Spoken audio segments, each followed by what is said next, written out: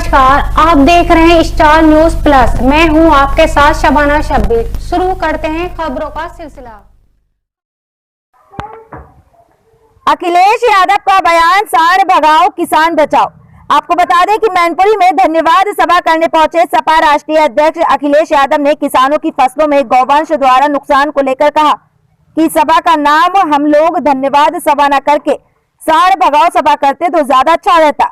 ये सांड भगाओ किसान बचाओ खेती बचाओ आंदोलन कहीं ना कहीं छेड़ना पड़ेगा। उन्होंने कहा कि अभी जानकारी मिली कि पार्टी के पूर्व विधायक दीपक यादव के घर की कुर्की कर दी गई। पहले झूठे मुकदमे लिखाए और उसके बाद उनके साथ ये अन्याय।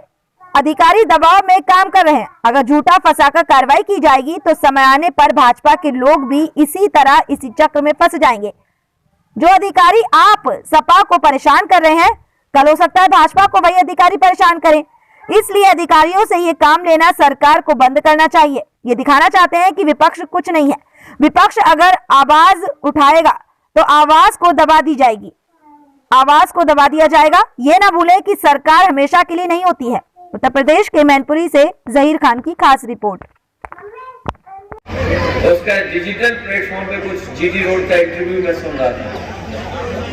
ये 4 लेन सड़क पर उसके बुजुर्ग थे, कुछ और लोग थे, और वो जानबूझ करके आपके समाज के लोगों से खुलना चाहता था, जो पत्रकार था। कि आखिरकार वो समाज के लोग क्या जवाब देंगे। मुझे लगता है परिणाम देख करके जो उन्होंने कैमरे के सामने बोला था वो सच नहीं है। जो मशीन के माध्यम से परिणाम निकला है वो सच है। उस चैनल के लोगों जिसने देखा होगा वो जानते होंगे, आपके समाज के लोगों को वो बार बार पूछ रहा था। वो हो सकता है पत्रकार साथी यही हो या इनके सहयोगी रहे हो।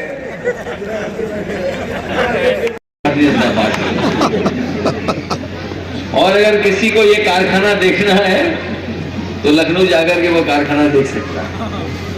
तो इन्होंने सबसे पहले झाड़ू उठाया, और जो डीजल पेट्रोल आप खरीदते हैं, आप पता कर लेना 2% इसमें सेस कटता है कूड़ा को हटाने के लिए। 2% स्वच्छ भारत के लिए सेस कटता है। बताओ कहीं कूड़ा हटाओ तो बताओ। और नालियां सीधी नदी में जा रही हैं। न केवल आपके मैनपुरी में जा रही है, पूरे उत्तर प्रदेश में हर शहर की नदी में ही नाले जा रहे हैं सीधे सीधे। ये जो काली नदी बह रही है कहां से चली है? बिल्कुल वहां से मुजफ्फरनगर से। और चलते चलते चलते इतनी गंदगी, इतना इसमें नाले जुड़े हैं कि उसका रंग ही काला हो गया है। और जाकर के कन्नौज में गंगा से मिल जाती है काली नदी। अभी तक काली नदी नहीं साफ कर पाई। और अगर काली नदी नहीं साफ कर पाई बीजेपी वाले तो बताओ मां गंगा कैसे साफ? ये तो एक नदी जुड़ी है।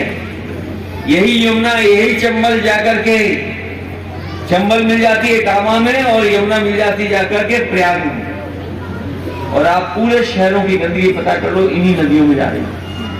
हजारों करोड़ रुपए आया है गंगा के नाम, हजारों करोड़ आया नदियों को साफ करने के लिए, लेकिन अभी तक नदी कोई साफ नहीं हो पाई। ये बात मैं इसलिए बता रहा हूं क्योंकि इसी डर से भारतीय जनता पार्टी ने निकाय के चुनाव आगे टाल दिए हैं। अगर इन्होंने नालियां साफ की होती, कूड़ा हटाया होता, ट्रैफिक ठीक किया होता तो शायद ये चुनाव समय पर आ गए। इसलिए इस मौके पर जहां मैं आपको धन्यवाद देने आया हूँ, जहां मैं धन्यवाद देने आया हूँ, वही मैं आपको भरोसा दिलाता हूँ कि राजनीति में अगर हमें आगे बढ़ाना पड़ेगा तो आप लोगों को आगे बढ़ाने का काम भी हम समाजवादी लोग।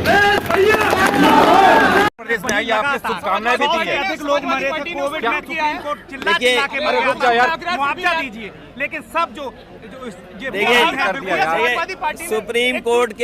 सुप्रीम कोर्ट के फैसले के बाद नोटबंदी पे कोई टिप्पणी नहीं कर सकता है, लेकिन नोटबंदी सरकार को स्वीकार करना पड़ेगा। हो सकता है कोर्ट में वो बातें न रखी गई हों।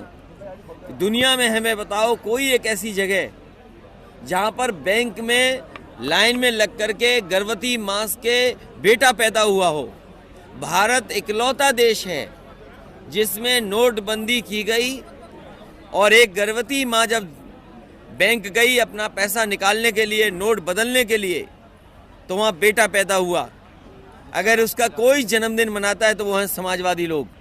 मैं तो कहूँगा भारतीय जनता पार्टी को कि अगर सुप्रीम कोर्ट ने नोटबंदी को ठीक माना है तो भारतीय जनता पार्टी के लोग उस खजांची को गोद ले लें और उसका जन्मदिन हर साल मनाएं। भैया आरक्षण भारतीय जनता पार्टी किस तरीके है संविधान को तोड़-मरोड़ कर रही है। आप सपा की राहुल गांधी कह रहे हैं कि राष्ट्रीय विचारधारा कोई नहीं है, जबकि राहुल गांधी नहीं, वो बात मैं कह चुका हूँ कि उनकी यात्रा के लिए उन्हें बधाई, शुभकामनाएं।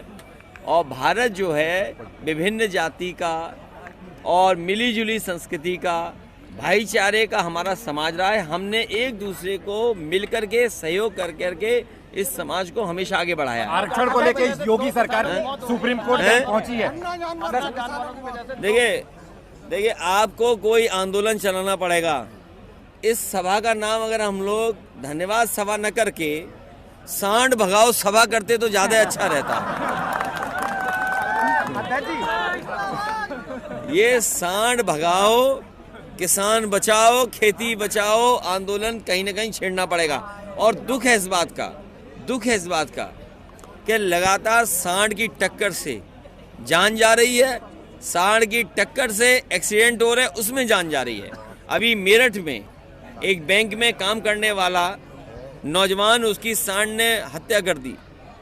6 घंटे जाम लगा रहा, सरकार ने कोई मदद नहीं की। और अभी तो केवल खत्म नहीं हुआ, दूसरी जगह एक और मार दी टक्कर, वो भी जान चली गई। देखिए आप इन मंत्री जी ने क्या कहा वो बात मत करिए। आप अच्छे पत्रकार हैं और आपको प्रधानमंत्री की वो बात कहनी चाहिए जिसमें प्रधानमंत्री जी ने कहा था कि अन्ना जानवर की समस्या है, इन सांड